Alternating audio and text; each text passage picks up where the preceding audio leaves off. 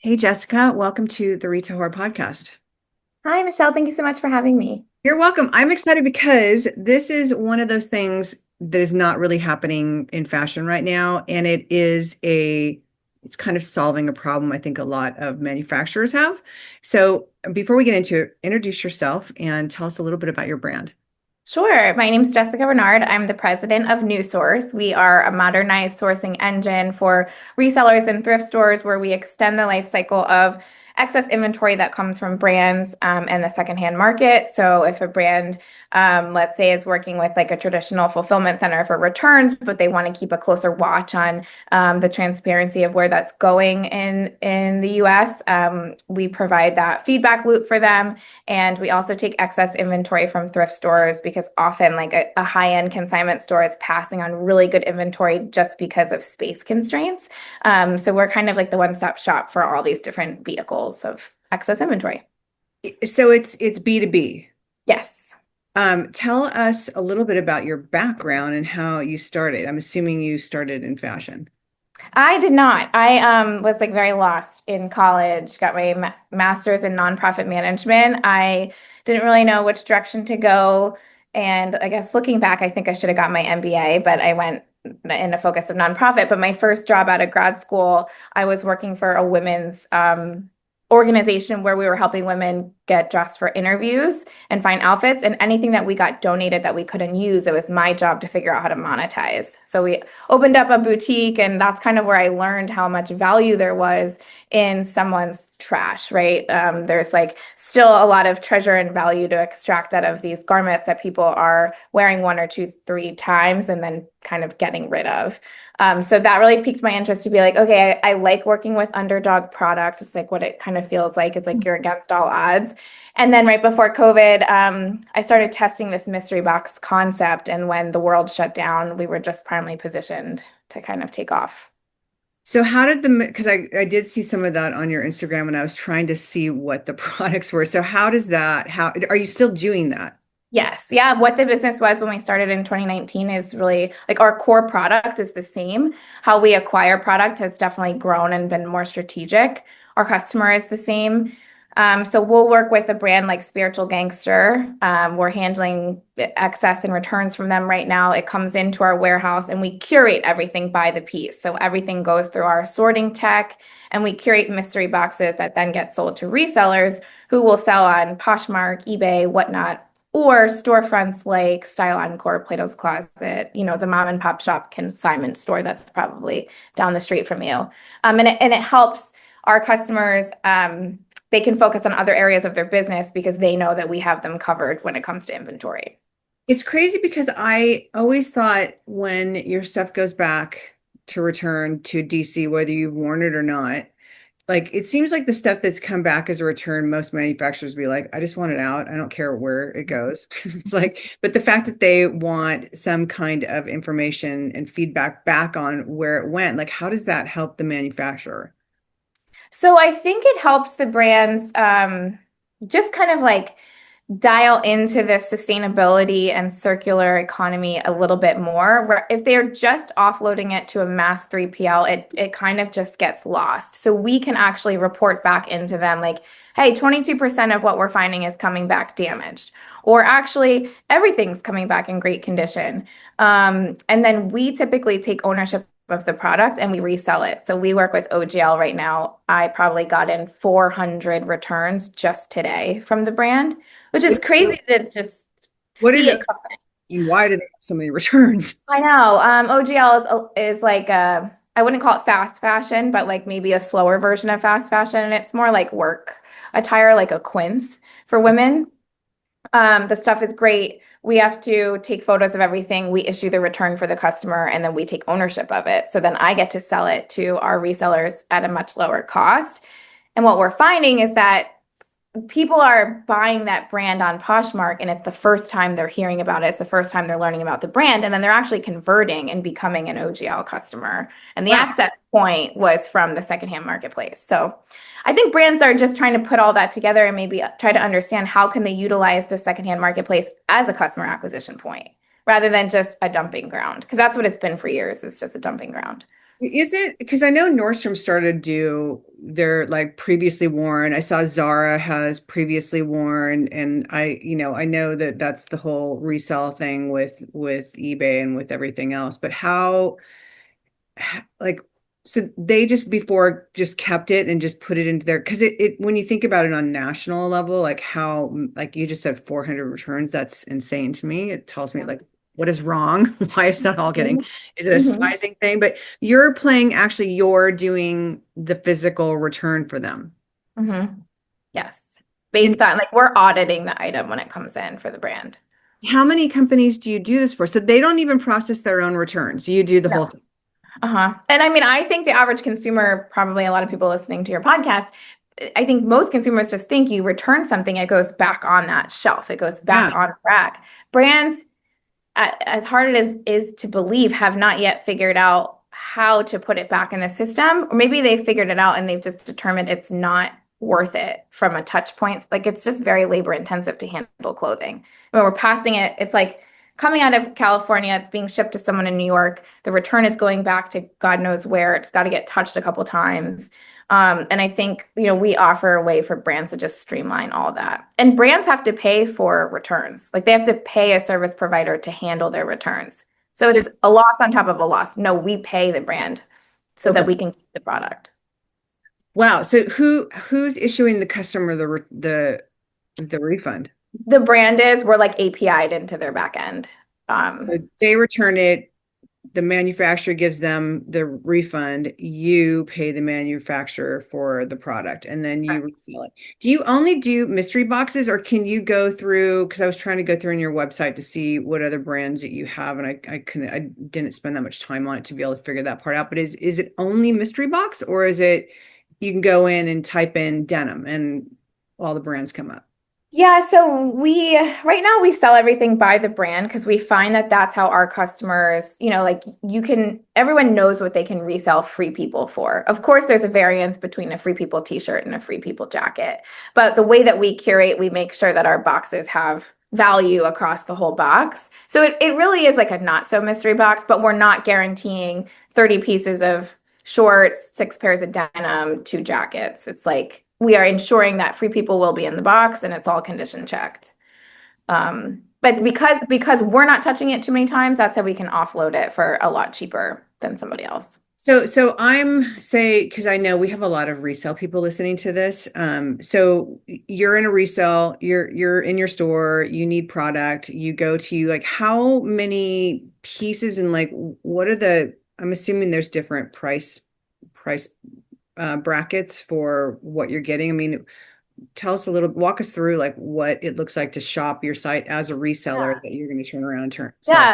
Yeah. So actually for brick and mortar resale stores, if you have any of those listeners, we have a lot of brands are telling us they don't want their product online right now, and they want to segment the customer base to just focus on brick and mortar resale shops. So for resale stores, we have Lululemon that we sell for $14 a piece that we get direct from Lulu, but we're under a strict contract. I cannot sell it to a reseller.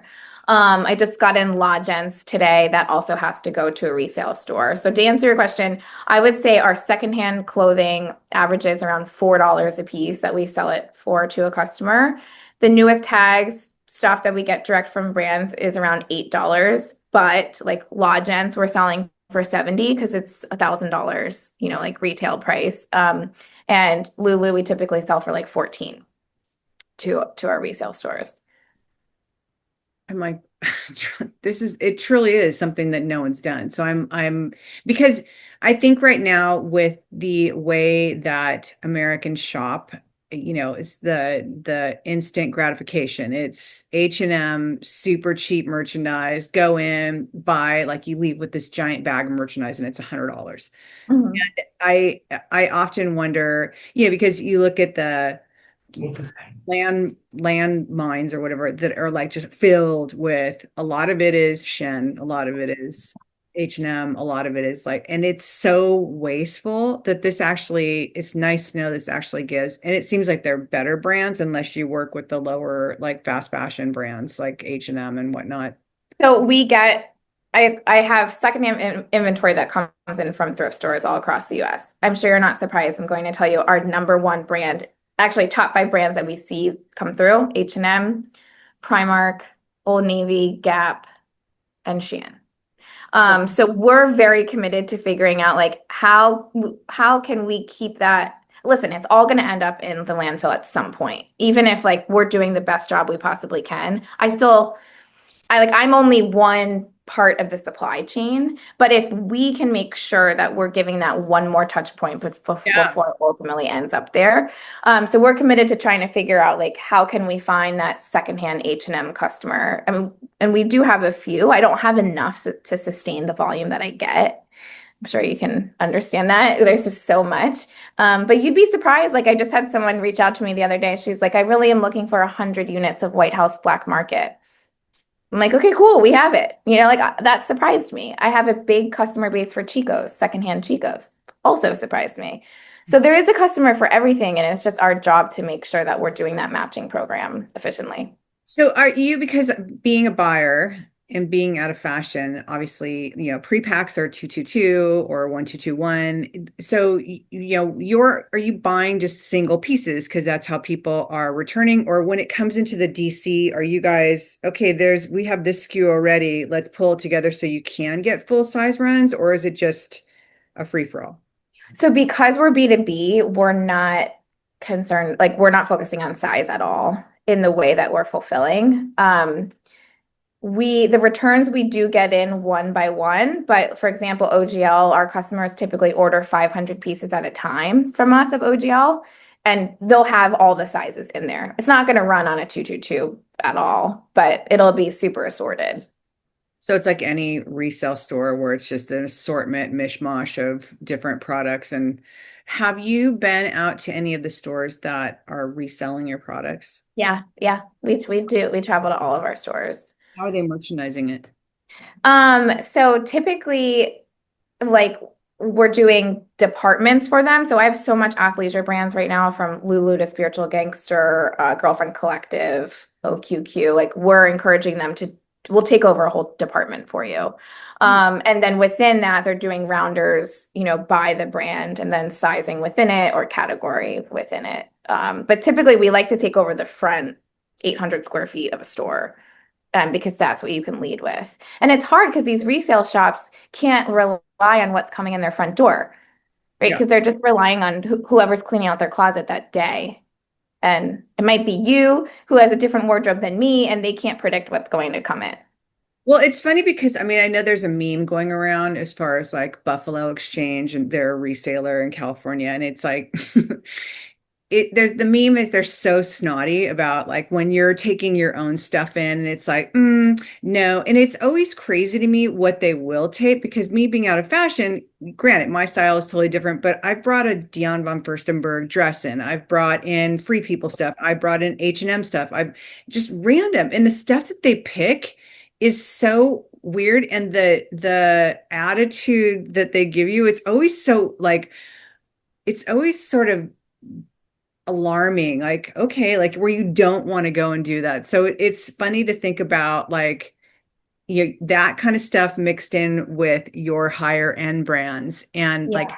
how they are doing their buys, because they are Yeah, buyers, the for person. sure. And I'm glad you mentioned that, because all the things that you just mentioned that they passed on, typically a resale store will say like, hey, we're not going to take this, but you don't have to put it back in your car. Like we'll offload it for you to our partner or something. And there's so much value in that DVF piece or the Free People piece that they passed on. And so we'll buy it and, just keep it in circulation. It doesn't necessarily help you as the consumer that's trying to monetize your clothing, but at least it's not going back in your closet.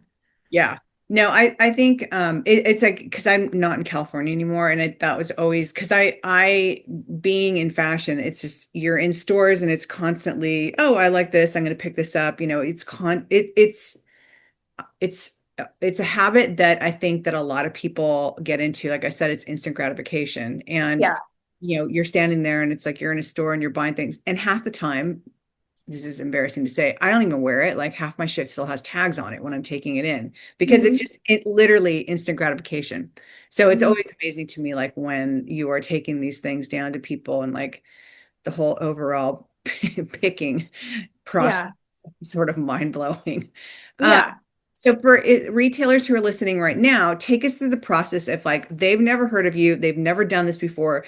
They're on their phones right now, and they're on the computer, and they're starting to look you up. And how does this whole thing look from their point? Yeah, so we have a sourcing team that handles those relationships. We'll have a call with a brand or retailer and we'll ask them to take us through, like, tell us about your exit strategy right now. Like, what's your clearance cycle? How are you handling returns? What does your excess look like? And then from there, we can help develop a program where maybe we're clearing them out twice a year based on their clearance cycle, or we're doing a little bit of both. Maybe we can monetize better than their clearance, and we'll take it before that. So it's really per brand. Some brands, like we just did a deal with OQQ, and we're handling all their liquidation and all their returns for them. They don't want to think about it. They don't want to talk about it. They just want one partner. And that's hard to find because the retail industry has become so segmented. There's like all these different touch points, and I think now we're trying to start to like kind of undo that. So yeah. Is it only apparel? Is it women's apparel, men's apparel, kids apparel, gifts, or is it just apparel? Women's, men's, kids, shoes. Sometimes we'll do home, like soft goods. Like we did Ralph Lauren bedding once. That was great. So some homewares, home goods. So the retailer is the one I was going to say, can you walk through as a retailer, they're hearing you right now. They want to start bringing in I want to say reclaim, but they're Oh, they bringing, want to buy from us. yes. Got it. How does, Okay. and what is that? Sure. So we have a sales team. We'll do an intro call. We'll learn about, hey, what categories are hot sellers for you that we can lean into more? What categories are you not capitalizing in that maybe you want to test? We will talk about like what is their current velocity, what's working, what's not working, maybe just understanding like what hot brands they currently have or they're not getting enough of. And we're not trying to replace or change these retailers' business models, but we're trying to become like a supplemental, predictable inventory center that they can always rely on. So how much of the product, because some of it's obviously damaged, like what does that, like, what's the percentage of 50% of it's perfect, new with tags, 20% is damaged, and what are the damages? What does that look like? Yeah. I would say it's probably 60% perfect new with tags. And then when we work with trade-in programs, so for Lululemon, they have a trade-in program where you can bring your own Lulu back to Lulu and then it comes to us. So that is all kind of like post-consumer product that does come in. Sometimes it's slightly worn. When we sell that type of product to stores, we're always upfront and we'll say what the condition is. So if it's grade B, we'll let them know that there's probably going to be 10 to 15% that's like, there will be some pilling. There might be like small makeup stains that you can remove. But the price point on that stuff is a lot lower. So they can really gain a lot on the profitability side by like maximizing the top of what comes in from that stuff.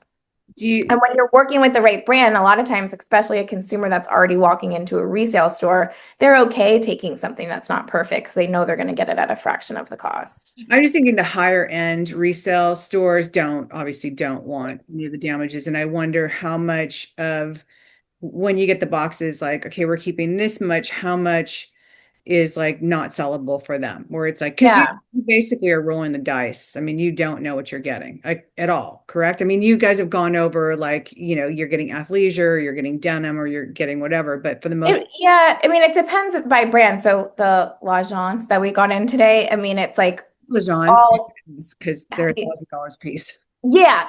So that stuff is perfect. And it's all the traditional, that tweed blazer and the denim and all that stuff. That's great. Like there's no risk there. Everything is perfect. Then when, the stuff that comes in with returns, there's a little bit of risk for sure. And that's why we price it down. So everything kind of falls into a different category. And we're just always upfront about if you're taking a risk or if you're not. Because yeah, that's the first thing I think. Because there's a lot of people, I think, with the way retail is right now, I think with the tariffs and whatnot, that there's a lot of stores. Well, one, there's a lot of people closing. I mean, I've two of my accounts have closed this year that are retailers, and one who's a really big retailer who did not do resale, but huge store. I was really surprised because they went from a brick and mortar, And then they decided to close the brick and mortar and go into just a warehouse that you could visit and you do all online. And they only had that for, I think, maybe 8 months. And they just put the announcement in they're closing. But I think we're going to see a lot of that with the tariff situation and whatnot. And if you are buying new goods, especially gift and the inexpensive apparel, it's all made out of the country and everything has a tariff on it. So where Right. your product, I think retailers going to have to get, I just did a solo on this yesterday. It's like retailers are going to have to really start to look at how to do things differently and what to sell that's different. And possibly if it's off-price goods where they have a bigger profit margin or doing something like this, like I think retailers are going to have to get really savvy, and which is why it interests me when you reached out to do this interview, because nothing is going to look the same in our industry, at least for the next 4 years, with No. the way tariff is. And then on top of it, the overconsumption of apparel and the inexpensive lines and the Shen and stuff like that. But I do think that retailers are going to have to absolutely start to look at things and doing things differently where they're going to create a bigger profit margin for themselves to survive right now in the way the industry is. Yeah. And you see what the big box stores are doing. Like H&M just started mixing secondhand into their retail stores. Like Soho was their pilot, Soho location. And I mean, I never thought the day would come that H&M, I mean, and it's working because they're expanding. They did it first overseas and now it's working in the US. And it's not just secondhand H&M. It's just secondhand anything that matches the aesthetic. So for even retailers that are kind of pigeonholed into new only, like it could be interesting to find a niche in secondhand and have a couple four ways and start testing, just test, right? Like what's wrong with testing and I mean, who someone was learning. doing it too, and they had like it was so beautiful. It was such a well curated store. I forget where it was, but it was this one beautiful rack, and it was a Fendi sweater, a Gucci, I think Gucci scarves. There's framed denim, but it was so beautifully curated, and it was all secondhand, and the prices weren't crazy. So it also benefits, the if you have that high end customer, but to be able to find a deal is always. I mean, that's why. Sorry, my dogs are get out from their in the Christmas. But there is a way of doing it in your store that has regular brand new clothing. There is a way to do it, I think, where it creates some interest, and it's, again, it's all about profit margin, because that's at Yeah. the end of the day, that's what's going to keep people's doors open. Well, yeah, and you think about Reclectic too. Like, look at what Urban Outfitters did. I Yeah. think they were like, okay, we're not liquidating anymore. How can we keep this under our own house? You don't necessarily need it to be within your same retail shop that's new with tags. Maybe it's another location, where it's just all of your own clearance, returns, damages, and then you fill it with, stuff like from us or Anthro's stuff. doing it now too. Because my background's Anthro and Urban, and the idea that they're doing secondhand is crazy to me. But it's, I again, with the world of overconsumption of apparel, I mean, I think that both sides of the industry have to think about doing things differently. So tell me, because now all I can think about is like all of this clothes, all of these products coming in, and you playing the return person. So what does operations look like behind the doors? Oh yeah. So actually, like literally behind these I doors, we just have love I wish I could take you on a tour. We have about 25,000 square feet right now of our own space in Philadelphia, and then we have some partners in Canada and Ohio that we work with. Operationally, we're still just trying to refine our processes because, every touch for us is expensive. Labor, like I have 22 people, 18 to 22 people on the floor, and they've actually been with me since 2019. I have the same sorting staff and warehouse staff that I've had this whole time. So they are the best in the country, in my opinion, at handling these one-off onesie twosies. Today they're touching a fake Fendi sweater, and then behind it is, I don't know, something in Abercrombie new with tags cashmere sweater. Right? It's so not repeatable, and everything in ops is like the way you scale is you build these repeatable processes, and that's what we're still just trying to figure out, like 6, 7 years later. So take us through like a little bit more detail, like the boxes arrive and Mhm. where does it go? To sorting and then it goes to, that's what I really want to. Yeah, so we have a sorting app that we built with a company called In the Loop. And basically, we have the way that we sell the mystery boxes is all input into the app. So when they go to type, it's a spiritual gangster top with a small stain. It's going to route that piece to a certain box. Hmm.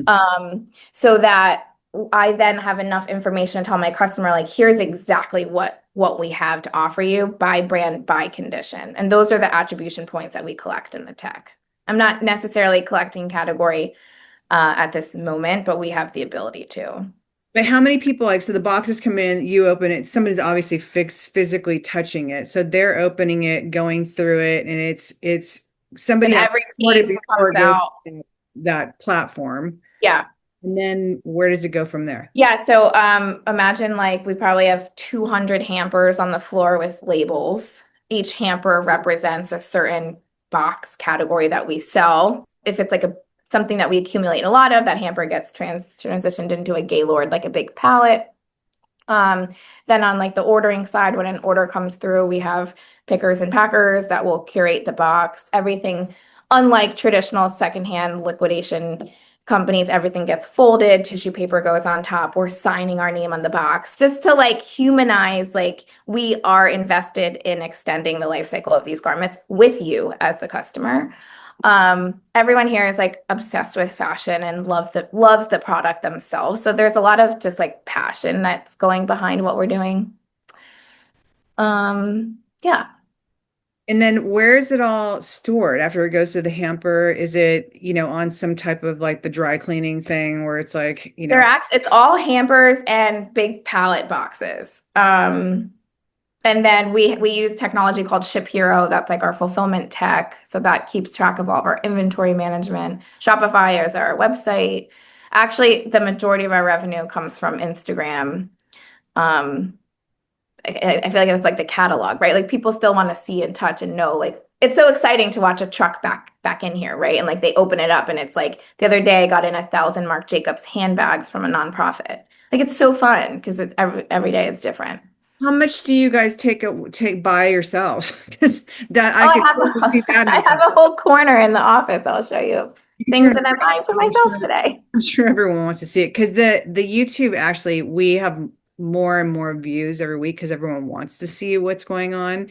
Oh, But it would be interesting to see like because I think about like when I had my stores and when we were receiving inventory, it was, I mean, one, I'm buying things that I love, even though I was with yeah. a men's store, but buying things I love, and then it comes in and it's like, oh, I'll take one of this, I'll take one. I mean, it's a horrible Yeah. habit. Like, Our joke is like one for me, one for the business, one for me, one. I mean, it's hard not to, right?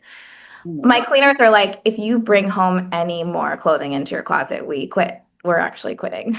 Like, I can't help it.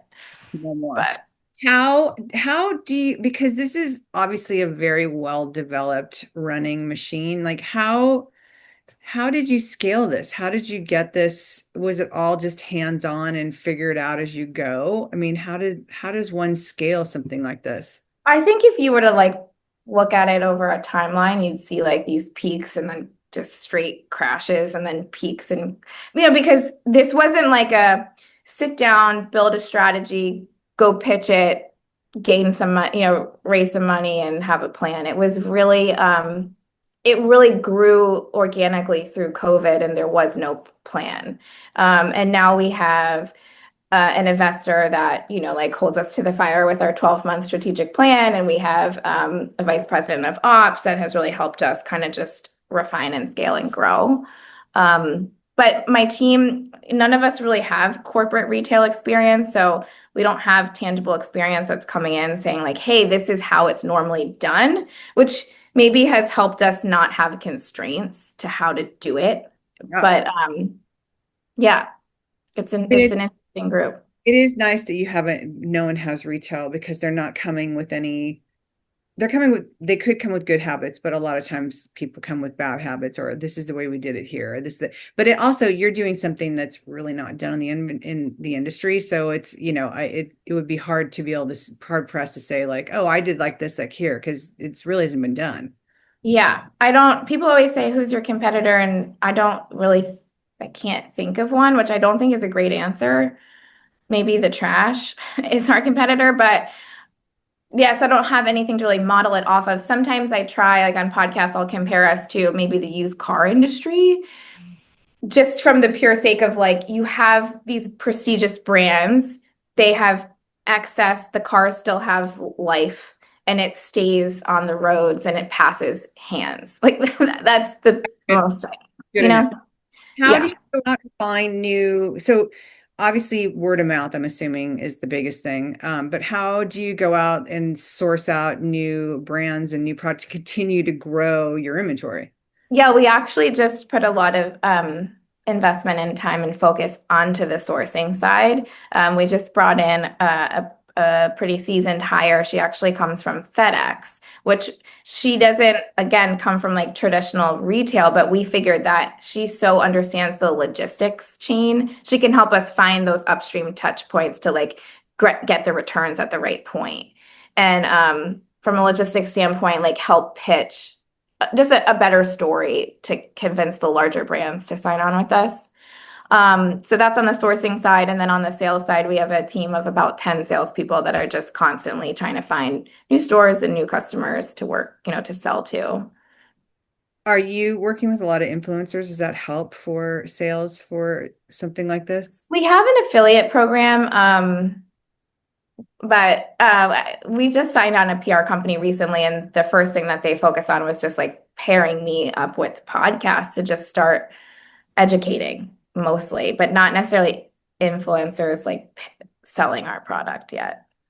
It'd be interesting because everything it seems like right now is influencer driven as well as live sales as well. I mean, again, like I think the industry is changing all the way around, and I think people have to look at the way they do things differently as opposed to what I mean, if anything, that's what COVID taught everybody because, I think that, with COVID, everyone was like, no, I do it this way. We've only done it this way. And, I'm not comfortable going on social media. We don't have a website that's current, like a lot of those stores are no Yeah. longer here anymore. So, now we're kind of watching. I say this administration has kind of changed, it's like the next wave. We're watching retail change dramatically right in front of us solely because of the tariff situation. So I think that, seeing something like your brand and knowing that it's going to kind of morph and change and, it'll be interesting in 5 years. Like speaking of, like, what is your growth plan? Like what is like the be all end all for you? Yeah, so we really want to power the resale economy as kind of like the sifter in the middle that can accurately be that like point of distribution for excess inventory and get it to the right places because we have such a diverse customer base. Like I have customers that'll do all the refurbishing. And so that's a great customer to have for someone like, I don't know, Sandro and Maj, who has a bunch of broken zippers on their leather jackets. Like we have all those already built in. So I think we would love to be like a very large point of distribution. And then we've partnered up with some like software companies that retailers use, and they're starting to test putting our inventory as like a shop now button, right? When let's say you're low on a certain category, you can click shop now and it goes right to us. And then the software company gets a kickback. Um, and yeah, I'm not really good at answering that 5-year plan question. I was just asked that the other day. I'm not good at It's answering it. hard. It's like, I'm like, I don't know. I can tell you what I'm doing tomorrow and maybe next week. Well, I mean, the rate that you've grown this already, it's like, and if it's been organically, you're not doing it, you're building the plane mid-flight, which I is, know. that's the great part. But I think as you grow, as Sophia Amorosa has learned, as you grow, you have to have, I would guess, have to have some bigger plan out I there. know. I get so excited. Like I'll call my investor and be like, "Oh my God, listen to this deal we just got." And he's like, "Cool, what's the plan?" And I'm like, "No, no, no, no. Like here's the numbers, here's the metrics. Like we just secured that." He's like, "Okay, but tell me how that fits into, 2026." So I'm still kind of muscle memory, like learning how to think that way. I didn't get my Well, MBA. if you don't mind me asking, because you're super young for the industry. So how old are you, if you don't mind me asking? I'm 38.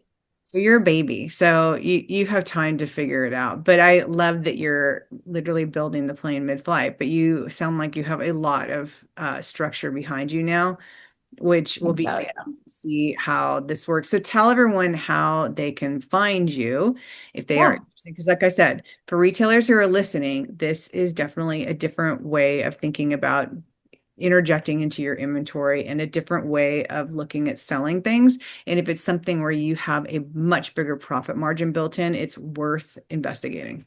Yeah.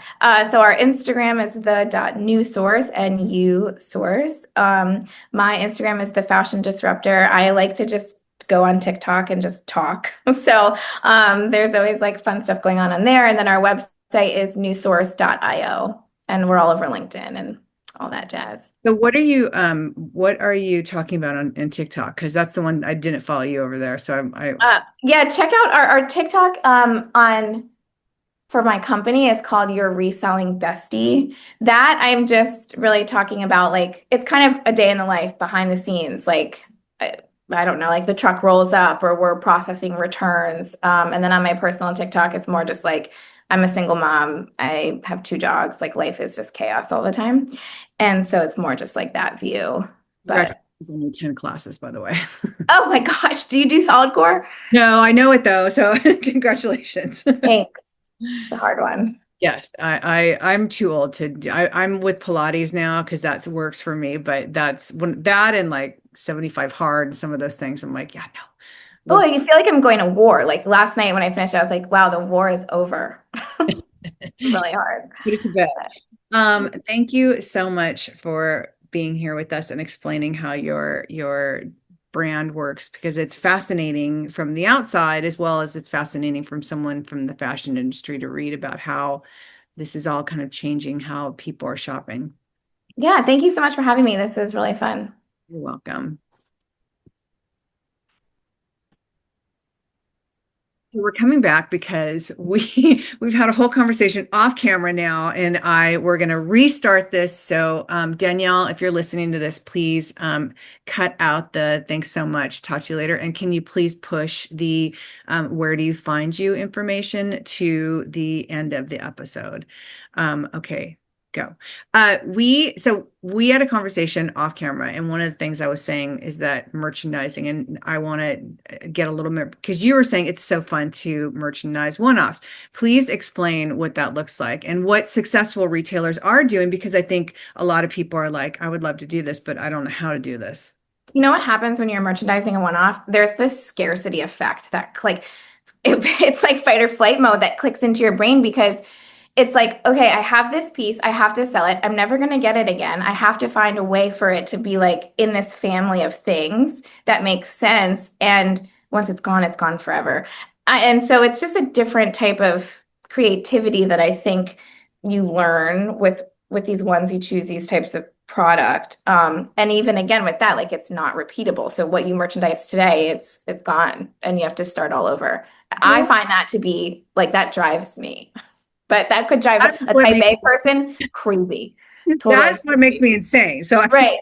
we're talking two different kinds of merchandising because I was just telling for everyone listening, I was just talking about the store half off. Those of you who know the store in San Francisco, it was on Polk Street, but he took samples from the showrooms both in Seattle and San Francisco and Vegas and whatnot, and he would sell them for half off. And it is a gold mine, but it is a garage sale. And he was very good at merchandising it. But was saying it to me because I'm not used to that style of merchandising, it would make me insane because that's where the ego gets in, where it's like I would never do this because I don't, to be honestly, I don't even know if I could merchandise it. But you're saying it's like so much like it's fun and it's like, Yeah, and I think when the customer sees it, they intrinsically understand there's only one of this, yeah. right? So if I want it, I have to get it.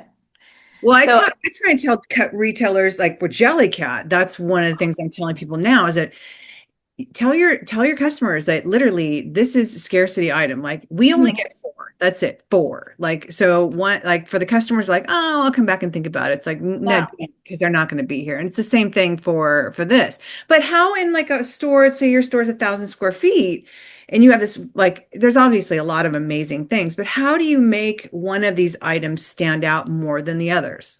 I think it's like finding continuity within groupings, just, in the basic form. And our customers are buying by the brand. So when you have a Lululemon rack, there is some continuity there. And you can like put things together. Or when we're building athletic departments and it's like you're putting the spiritual gangster with the Lululemon, that makes it just even more appealing because people Yeah. aren't typically used to seeing that combination.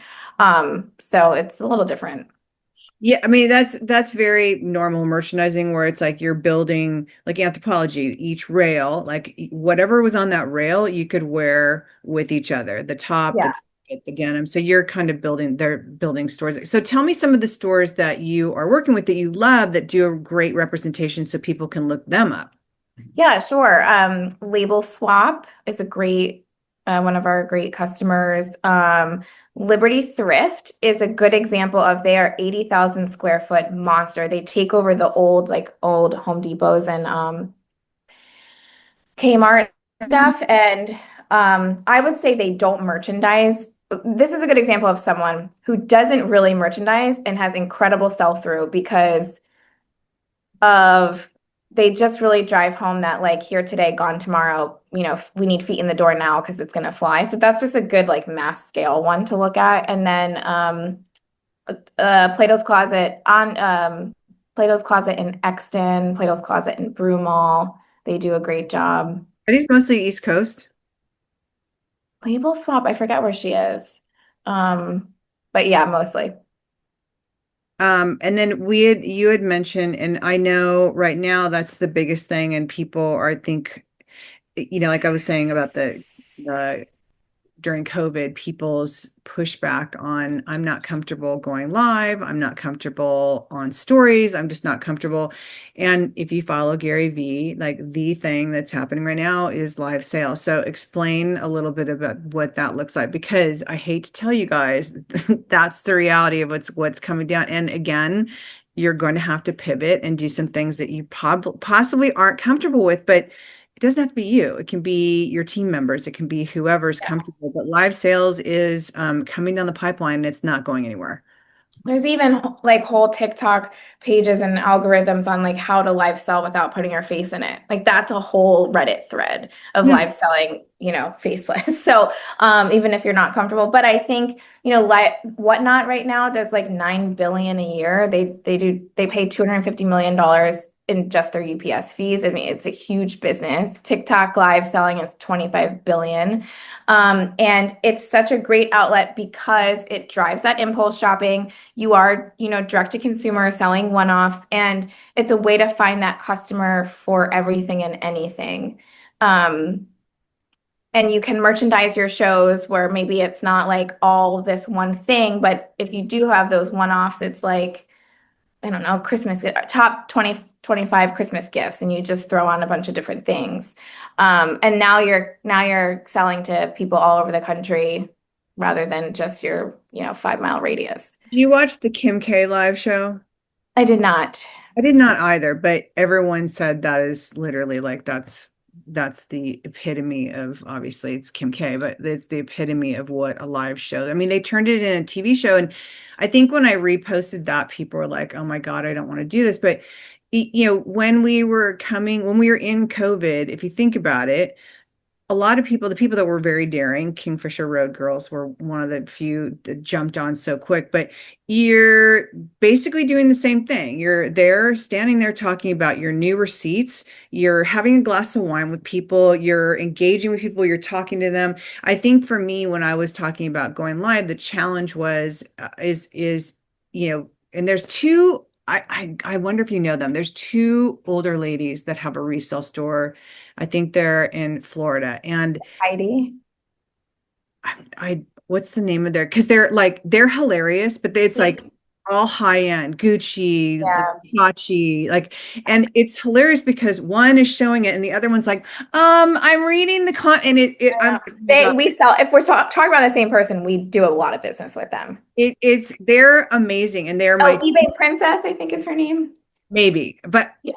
it's my favorite thing because one lady is literally so close to the screen and she's like reading off the comments, and you do need a second person, I think, We do. because I 100%.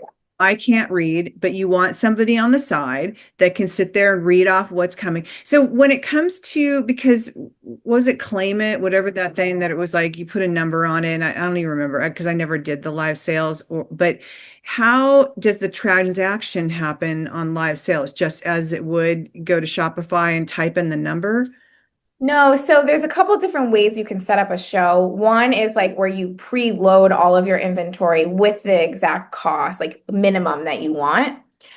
Some people do that and they do it with photos, and that part is labor intensive and it's not as like ad hoc and authentic. And then other people do this crazy concept where it's just dollar starts and they sell everything and anything, and you're going to lose money on 20% of what you put up, and then just watching how the bidding takes off on these other items is pretty crazy. Like Linda's stuff, we supply them for some of their live shows, and they'll do dollar starts on Hermes and Burberry bags, and it's just crazy. Oh my God. And they live sell 8-9 hours a day. And Linda, who started the company herself, she's the one doing the live selling. It's a But yeah, and then the transaction happens like right through Whatnot. They'll send you a label. They take 11% or whatever, plus like a flat rate for shipping, and then you ship it out just as you would if you have an e-commerce site. And typically any retailer that has an e-commerce site, if you're not dumping $50,000 a month into marketing, your e-commerce site is pretty stagnant. So I think it's like for anyone that is already trying to sell online, this is a great way to just A/B test where the success is. And Instagram, TikTok, is there other platforms to do? Whatnot. I would not do it. Instagram and Poshmark lives, I think, are not good. Waste of time. So I would just do Whatnot or Jamble. Jamble's a good one. Jamble? Mhm. Never heard. Of course, because I'm not selling, but this is like all brand new to me, which is why I'm so glad we came back to Yeah. about this. I mean, hire an intern, like grab a college student that works for you, or just, anybody that's willing to put their face on a screen and just try it. Why not? I mean, I think people are going to have to, because like I said, it's happening fast, and it's what if you are going to stay relevant too. I mean, it's like, yes, you need somebody young for us that are this age, Yeah. but you need somebody young to be able to do this. But also, like, if you're comfortable going live, then you need to start doing it now. Facebook Live is a good one, actually. That's still relevant because I can't stand Facebook. I'm never on it, but I know there's a lot of people that do Facebook groups and do Facebook Yeah. Lives, and so it's Back still. on the Racks is a customer of ours. She has 3 locations and she does really well on Facebook Live. That's like How her whole often does business. she go live? Like 4 hours a day. Wow. So it's a commitment. It's not something you just jump I on. mean, you don't have to do it to that extent. Like, and we talked about merchandising. It's almost like another way to merchandise your product because, we have mystery boxes that are online. People know all of our product, but sometimes I'll go live and I'll just start talking about the box and I get sales on things that I haven't had sales on in months. So just it humanizes the product, I think. Okay.